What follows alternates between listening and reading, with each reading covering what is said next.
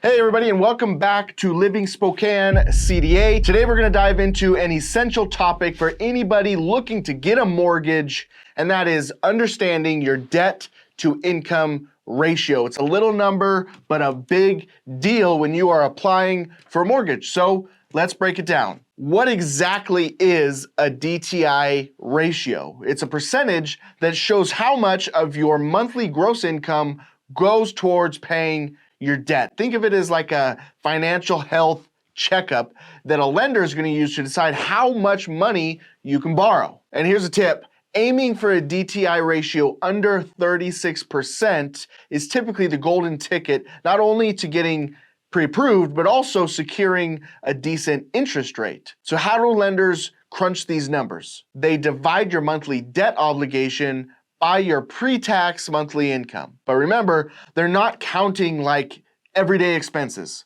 Essentials like food, utilities, your Netflix subscription, none of that factors in to this equation. And there are two types of DTI ratios that you need to know about. So the front end ratio and the back end ratio. The front end is your household ratio. It focuses on future home expenses, mortgage, property tax, insurance.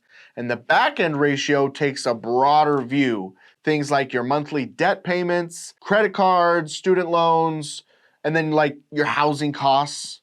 So let's say your monthly income is $7,000. If your housing expenses are $1,800, your front end ratio is about 26%. Add in your other debts like car loans, student loans, things like that, your back end ratio might jump to 37%. And lenders typically pay more attention to the back end ratio, especially for conventional mortgage loans. So what's considered a good DTI ratio? Ideally, you want your front end below 28% and your back end below 36. But even if your ratios are a little higher, that don't lose hope. Different lenders, different loan types have different requirements. And here's the kicker, DTI isn't the be all end all of affordability. It doesn't account for every expense or the fact that your income is taxed. So when you're planning your budget, consider all your costs, not just those covered by the DTI. If your DTI ratio is on the higher side,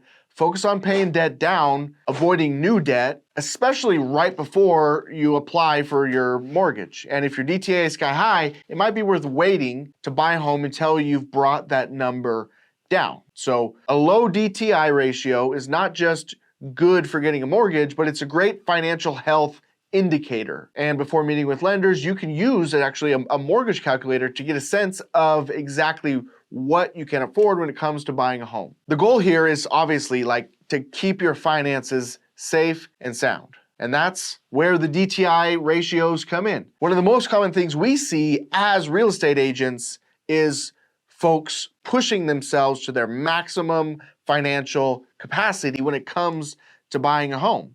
Your lender is going to look at where things stand and make a judgment based on what you can afford, based on what your current debt and income looks like.